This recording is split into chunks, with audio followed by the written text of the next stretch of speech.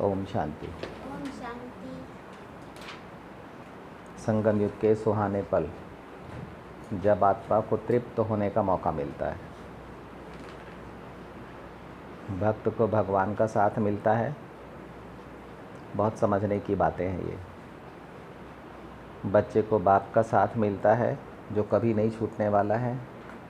ऐसे माता पिता का साथ मिलता है जो कभी नहीं छूटेगा। बहुत सारे माता पिता होंगे लेकिन ऐसे माता पिता नहीं मिलेंगे फिर। और विद्यार्थी को परम शिक्षक का साथ मिलता है तो आत्मा का वो भाव भी तृप्त होता है। और शिष्य को या फॉलोअर को उनके गुरु का भी साथ मिलता है, सदगुरु का भी साथ मिलता है। तो ये भी दोबारा कभी नहीं मिलना है। तो आत्मा के चारों भाव तृप्त होते हैं।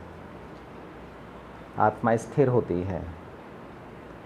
भाव यानी दिल से आत्मा क्या चाहती है, भावना अर्थात कितनी सच्चाई से चाहती है, पाना चाहती है वो। भाव अर्थात कितनी सच्चाई से आत्मा चाहती है। भावना, भाव अर्थात क्या पाना चाहती है कि भगवान मिलेगा तो क्या पाऊंगी, वो भाव उसके अंदर में रहता है। भाव से संबंध भी पैदा होता है। जब तक भाव नहीं होगा तब तक संबंध नहीं बन सकता, जन्म नहीं लेगा संबंध। दो आत्माओं के बीच में संबंध जन्म नहीं लेगा। जहाँ भाव है वहाँ मैं और मेरा नहीं होता। इसलिए जब कोई भाव और भावना से जुड़ जाता है ना, एक क्या पाना है और कितनी सच्चाई से पाना है। जब दो भाव और भावना से जुड़ जाता है तो वहाँ पर फिर मैं और मेरा नहीं रहता। ये फालतू की चीज़ है। तो भाव अर्थात क्या पाना है और भावना अर्थात कितना पाना है, कितनी सच पाना ही है, यह है भावना। तो बाबा समझा रहे थे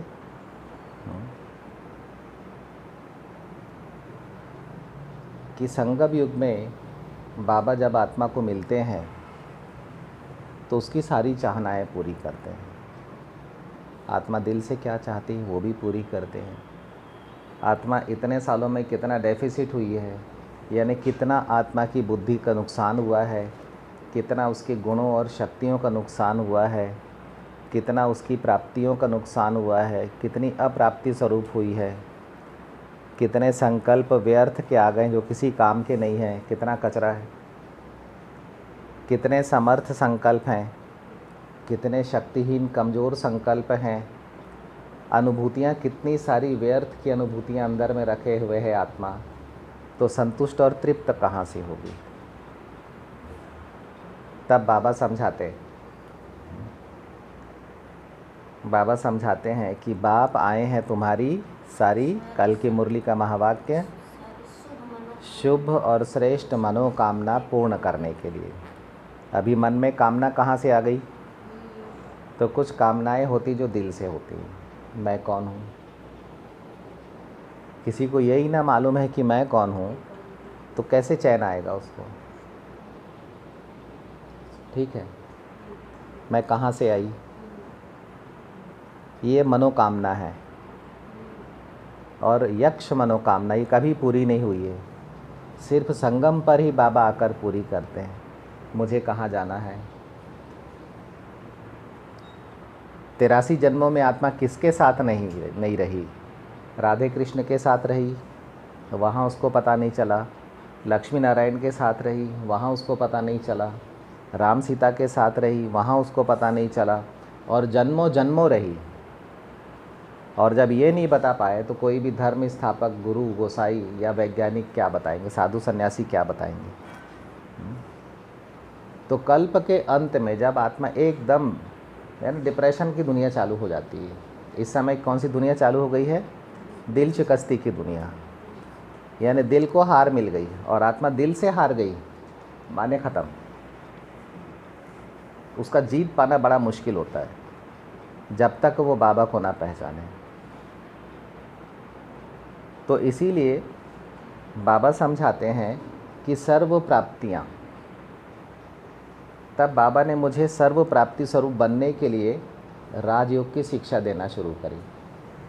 और राजयोग की शिक्षा में बाबा ने मुझे 4 विषय दिए। इन 4 विषयों को पढ़ने की विधि बाबा ने बताई, मुझे याद करो।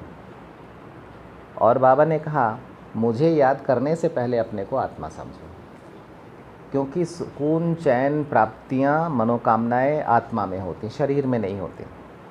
अब अगर हम सही में समझना चाहते हैं, सही में अगर हमने बाबा को पहचाना है और हम अपने जन्म जन्म की प्यास बुझाना चाहते हैं, तब फिर मुझे अपने आप को आत्मा समझना पड़ेगा, तब बाबा पढ़ाएंगे। ये पहला पॉइंट है। उसके बिना बाबा नहीं पढ़ाएंगे।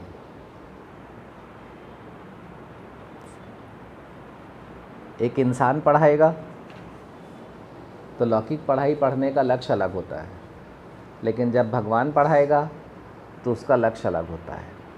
भगवान पूरी पीढ़ियों को प्राप्ति कराने के लिए एक आत्मा को पढ़ाएगा। किसको पढ़ाया? ब्रह्मा बाबा को। और पाया किन्होंने? हम लोगों ने। हम ब्रह्मा बाप की कौन से नंबर की पीढ़ी कहलाएंगे? जो 50 साल के बाद ज्ञान में आया, वो कौन से नंबर की पीढ़ी में आएगा? वो अलग बात है कि अब उन्नति करके हम पहले नंबर की पीढ़ी में पहुंच जाएं, लेकिन कितना गंवाया है हमने? संगम युग के भी 50 साल गंवा दिए, यानी 5000 साल कल्प के पूरे नहीं पड़े, तो संगम के भी 50 साल गंवाने के बाद में, और ये कल्प पहले हम गंवा चुके थे, तब जाके 50 साल बाद आए हैं हम। यानी ज़रूर अवहेलना हुई है हमसे, इसलिए हम देर से आए हैं। संगम पर अवहेलना हुई है ज़रूर। तब बाबा समझाते हैं कि कैसे अपने आप को हम परफेक्ट बनाएं। तो बाबा हमें 4 सब्जेक्ट में पढ़ाते हैं, ज्ञान, योग, धारणा और सेवा। ये 4 सब्जेक्ट पढ़ाई राजयोग में ये सिखाया जाता है, ठीक है। फिर इसके बाद में जब हम इन पर पढ़ने लगते हैं तो इससे हमें क्या प्राप्ति होती है? ये तो सुना हुआ है, लेकिन आगे का तो सुना हुआ नहीं है। क्या प्राप्ति होती है? क्या प्राप्ति होती है? जोर से बोलो।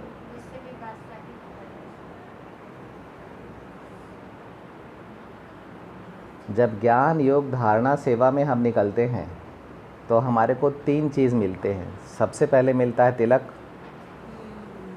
चिंतनशील आत्माओं को वो चंदन घिस रहे हैं, ज्ञान चंदन घिस रहे हैं। दूसरा ताज, और तीसरा तख्त, ठीक है। लेकिन ये क्यों मिलते हैं? ये मिलने के पहले क्या मिलता है? जब इन 4 सब्जेक्ट में पढ़ाई चलती है, बाबा पढ़ा रहे हैं ना, इतनी गहराई से बाबा ही पढ़ा सकते हैं, इतनी महीनता से बाबा पढ़ा सकते हैं। और ये बात हमें निराकारी वाली निरहंकारिता से बोलना पड़ेगा। नाम से निरहंकारी हो जाऊं, मान से निरहंकारी हो जाऊं, तो उसको निरहंकारिता नहीं कहेंगे। निराकारी से निरहंकारी और फिर निर्विकारी, तो उस निरहंकारिता से बोलना पड़ेगा कि बाबा पढ़ा रहा है। सच्चाई से बोलना पड़ेगा, यानी कुल मिला के। तो ताज, तख्त और तिलक पाने के लिए सबसे पहले क्या पाएंगे? तिलक पाएंगे कि ताज और तख्त पाएंगे?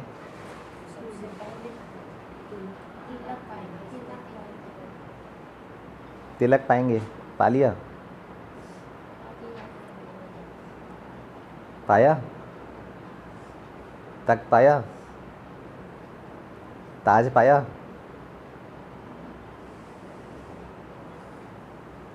तो ये 3 चीज़ पाने के लिए हमारे को उससे पहले पुरुषार्थ करना पड़ेगा। हाँ, ये 4 सब्जेक्ट में हमको पढ़ना पड़ेगा। पढ़ाई से ये मिलेंगी, लेकिन ये मिलने से पहले हमें क्या चाहिए? आत्मा को चाहिए स्पेस, यानी स्थान। आत्मा में मैं और मेरा इतना भरा है कि उसके पास रहने के लिए स्थान ही नहीं है। इतना भरा हुआ है मैं और मेरा कि उसके पास रहने के लिए स्थान नहीं है। इतना सा भी स्थान नहीं है क्या? हैं? शरीर में आत्मा सांस तक तो ले नहीं पाती है। ले पाती हो? पुट से उदास है, पुट से दिल शिकस्त, इतनी सी भी जगह नहीं है। देखा था अभी थोड़ी सी चेहरे पर मुस्कुराहट आई, फिर एकदम ही उदासी आ गई, और गहरी उदासी और खुशी 1 सेकंड की। तो सबसे पहले चाहिए विशालता। विशालता, विशालता माने एक जगह चाहिए। आत्मा कुछ सोच सके, कुछ समझ सके, कुछ बोल सके, कुछ कर सके, ये चाहिए। आत्मा अभिमानी अवस्था के लिए कुछ कर सके, किसी को दे सके। उसके बाद चाहिए स्थिति।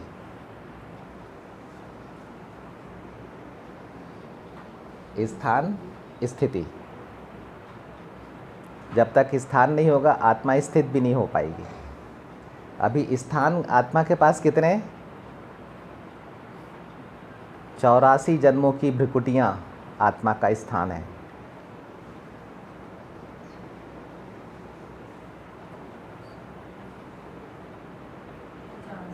जन्मों की भ्रिकुटियाँ आत्मा का स्थान है। अब 84 जन्मों की भ्रिकुटियों में आत्मा की स्थिति है कि आत्मा अंतिम जन्म की तमो प्रधान भ्रिकुटी में स्थित है। स्थिति, इस भ्रिकुटी माने स्थान, ठीक है। अपनी विशालता के साथ स्थित है कि अपनी संकीर्णता के साथ में स्थित है, अपने सार के साथ में स्थित है, या अपने रिश्ते नातों के विस्तार के साथ में स्थित है। विस्तार है तो भ्रिकुटी में बैठ ही नहीं पाएगी, वो अपने आप को भूल जाएगी।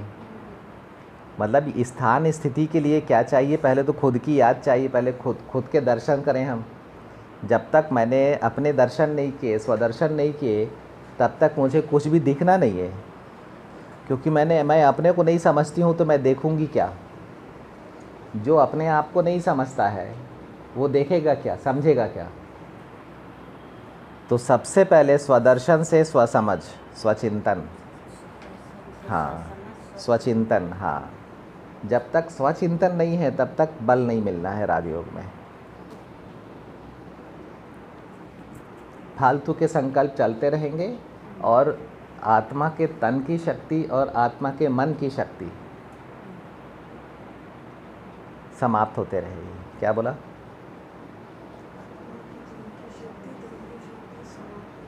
कैसे? स्वचिंतन। स्वचिंतन माने आत्मचिंतन, बिंदु का चिंतन। बिंदु का चिंतन। मैं कौन हूँ?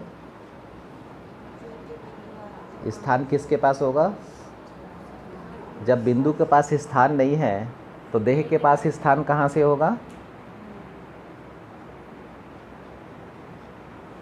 बिंदु के पास मैं और मेरा है तो देह के पास क्या होगा? कुछ भी नहीं होगा। मैं और मेरे में क्या है? कुछ भी नहीं है। बिंदु के पास नाम का अहंकार, मान का अहंकार, शान पद पैसे का अहंकार, रूप रंग का अहंकार, रिश्ते नातों का अहंकार है, तो देह के पास क्या होगा? देह में आयु कहाँ से आएगी? हैप्पीनेस कहाँ से आएगी? वेल्थ कहाँ से आएगी?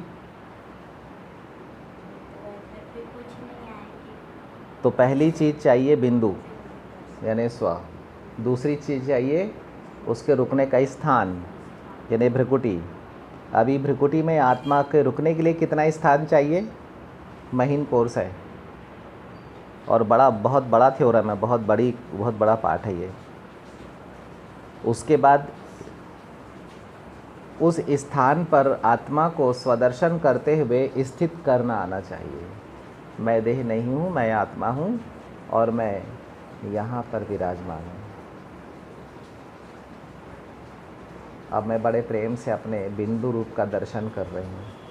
मैं एक बड़ी प्यारी सी ज्योतिर्मय बिंदु हूँ, दिव्य बिंदु हूँ, और मुझे बाबा से दिव्य बुद्धि मिली हुई है, इसलिए मैं स्वदर्शन कर रही हूँ। आज तक पिछले 83 जन्मों में ये काम नहीं कर पाई, इसलिए बाह्य मुक्ता में भटकती रही और सतयुग से कलयुग तक नीचे उतरते आई। अब मुझे बाबा मिले हैं और मुझे स्थिर होने के लिए बाबा ने मेरा बिंदु रूप याद दिलाया है। और ना केवल याद दिलाया है, बाबा ने दिव्य बुद्धि देकर उसकी दर्शन और उसका समझ भी मेरे को दिया हुआ है। तो स्थिति, स्थान, स्थिति और तीसरी चीज़ है अवस्था। अवस्था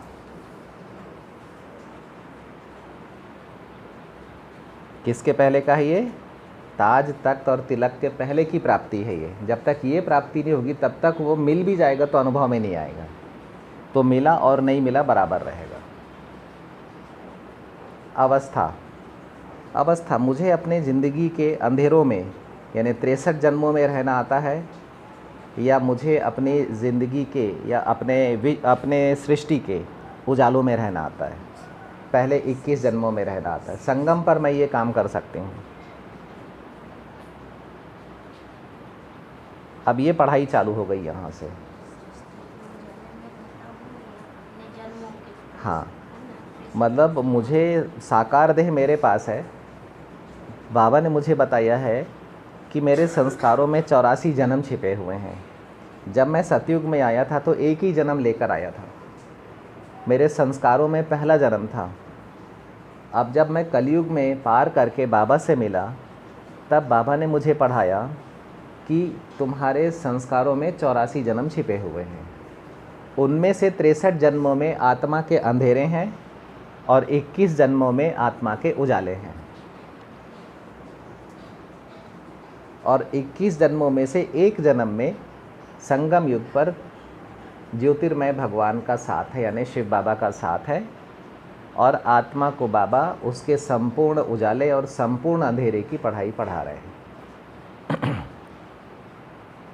अपने को जानकर, अपने को पहचानकर आत्मा को बाबा की श्रीमत पर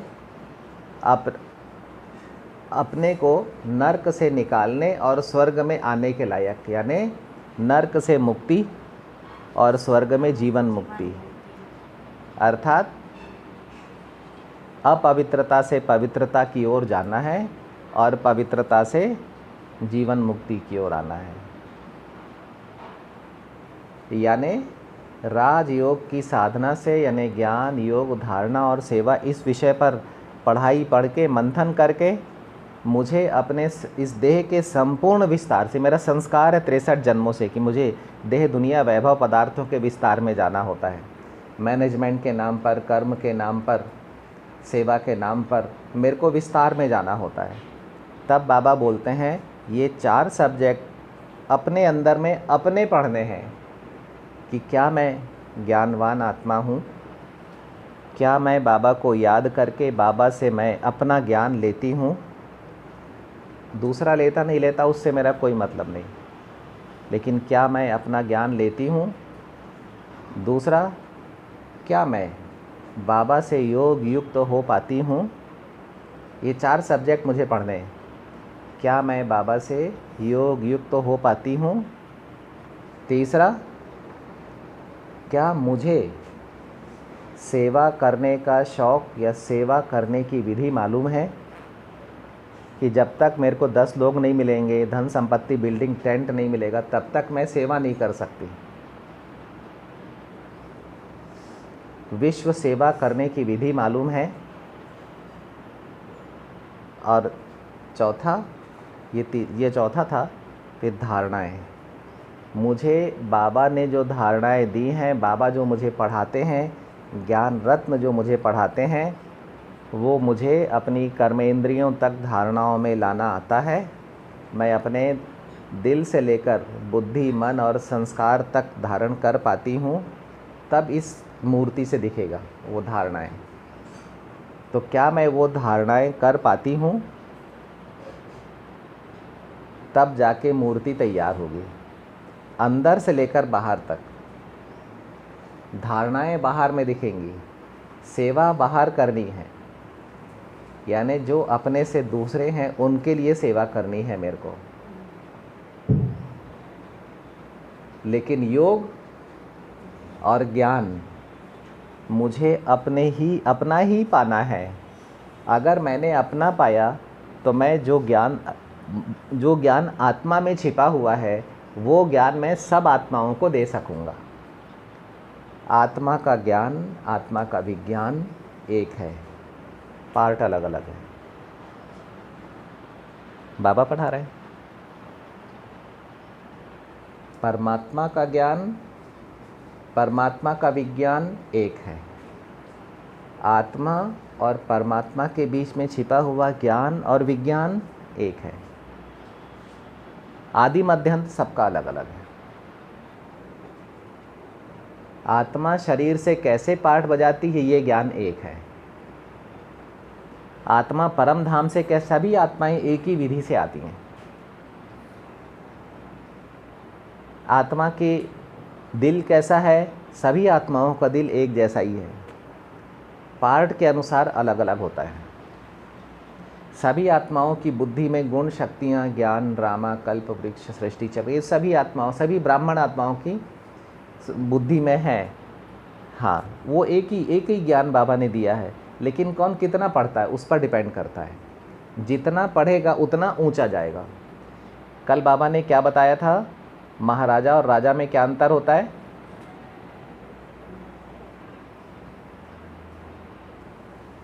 महाराजा और राजा में क्या अंतर होता है? सतयुग के महाराजा और त्रेता युग के राजा में क्या अंतर होता है? क्या बताया था बाबा ने कल? कि पहला अंतर, लक्ष्मी नारायण समझदार होंगे। वो कब बनेंगे? बन रहे हैं। बड़ी गहरी बातें हैं ये, है ना। अपना दिल बोलता है,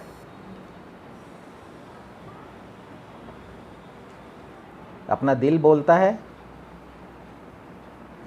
कि हम समझदार बन रहे हैं कि किसी की गुलामी में है।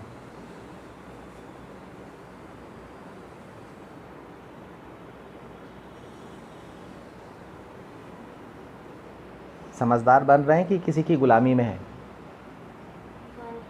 दूसरा कि पहला, बाबा मुझे पढ़ा लिखा कर लक्ष्मी नारायण के समान समझदार बना रहे हैं। दूसरा, मेरी आमदनी बढ़ रही है। बाबा ने कहा जो महाराजा होगा उसकी आमदनी ज़्यादा होगी, तो मेरी आमदनी बढ़ रही है। आमदनी अर्थात पैसा, ज्ञान रत्न। मेरे पास रत्न है, ज्ञान रत्न है, तो उन ज्ञान रत्नों का मैं क्या करता हूँ? मैं राजा के समान देता हूँ, अब महाराजा के समान समझाता हूँ।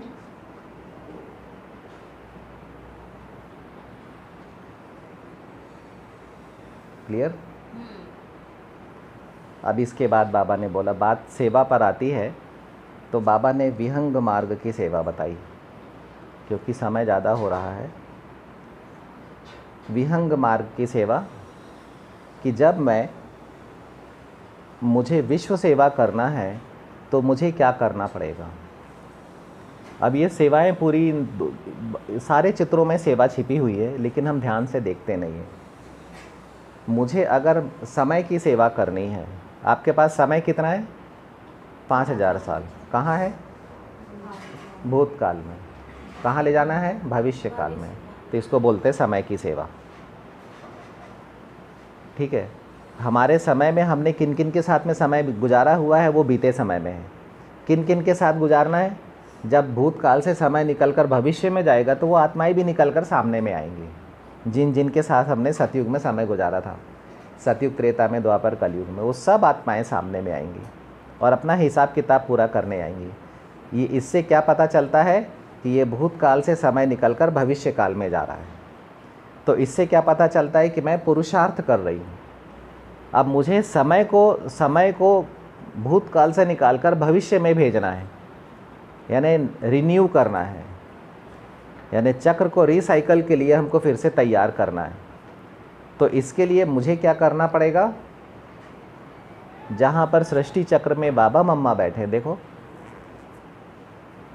सृष्टि चक्र कहाँ दीपेश भाई? कहाँ है? और बाबा मम्मा कहाँ बैठे? हाँ, मुझे ब्राह्मण आत्मा को अपने दोनों स्वरूपों से वहाँ बैठना पड़ेगा, तब जाके सृष्टि चक्र की सेवा कर सकूँगी। क्योंकि ब्राह्मण आत्मा माता पिता है, उसने 84 जन्म लिए हैं अपने माँ स्वरूप से और अपने पिता स्वरूप से। गिनती का कैलकुलेशन कर लेना कि किस रूप से कितना किए, वो अपना पढ़ लेना। लेकिन मुझे अगर विश्व सेवा करनी है, समय की सेवा करनी है, मुझे समय को भूतकाल से निकालकर भविष्य काल में ले जाना है, तब मेरे को माता पिता बनकर सृष्टि चक्र के गोले के ऊपर में बैठकर बाबा की याद करनी पड़ेगी। इससे क्या फ़ायदा होगा? इससे मैं धर्म की, वर्ण की और कर्म की सेवा कर सकूँगा।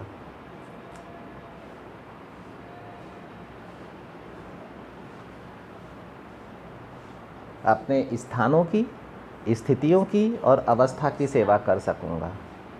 अपने लिए ताज, तख्त और तिलक की व्यवस्था कर सकूँगा जन्म जन्म। और ऐसे ही दूसरा स्थान है कल्प वृक्ष की जड़। अगर मैं सीधे कल्प वृक्ष की जड़ पर बैठा हुआ हूँ तो मुझे पूरे कल्प वृक्ष का ज्ञान मिलेगा कि पर्सनली ब्रह्मा बाप समान मेरे कल्प वृक्ष में भी, मुझे ब्राह्मण आत्मा के कल्प वृक्ष में क्या क्या खजाने छिपे हुए हैं, 84 जन्मों में क्या क्या खजाने छिपे हुए हैं। जैसे कि कल्प वृक्ष मेरा सिर का ताज बन जाएगा और उससे सारी सामग्री मेरे सिर में आ जाएगी, तो नया सैपलिंग बढ़ता चला जाएगा। ये चेतना में चैतन्य कल्प वृक्ष है, ये चैतन्य सृष्टि चक्र है। अगर मैं उल्टे कल्प वृक्ष पर बैठा हुआ हूँ तो इसका मतलब है कि कल्प वृक्ष मेरे नीचे में है और जड़ के ऊपर में बैठकर मैं अपने दोनों रूपों से बाबा मम्मा के समान तपस्या कर रहा हूँ।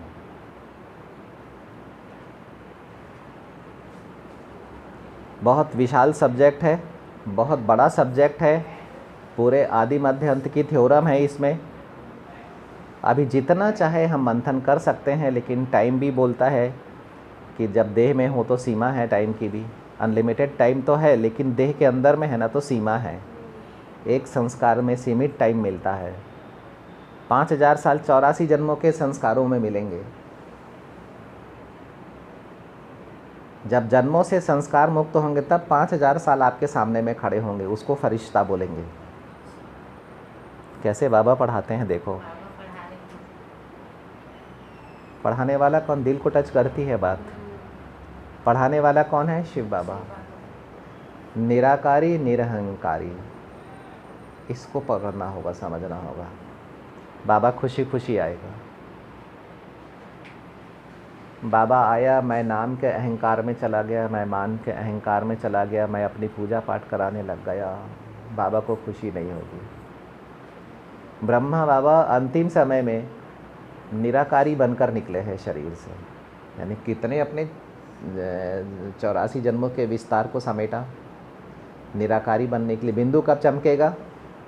जब संस्कारों से अशरीरी होऊंगा, तब बिंदु चमकेगा। पहले बिंदु चमकेगा, तब संस्कारों को सार में खींचने का बल पैदा होगा। बिंदु जब चमकेगा, कब चमकेगा बिंदु?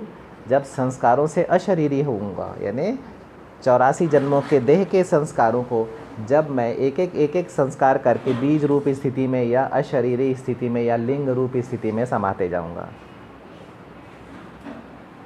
तो आकार से फरिश्ता, संस्कार से अशरीरी, इसको बोलते हैं विदेही। फरिश्ता और संस्कार से विदेही, अशरीरी। ओम शांति। ज्ञान सागर है, जितना चाहो उतना पढ़ लो, है ना। संगठन में पढ़ने के लिए टाइम की लिमिट होती है, तो अभी इतने ही करते हैं, फिर और बाबा पढ़ाएंगे। ओम शांति।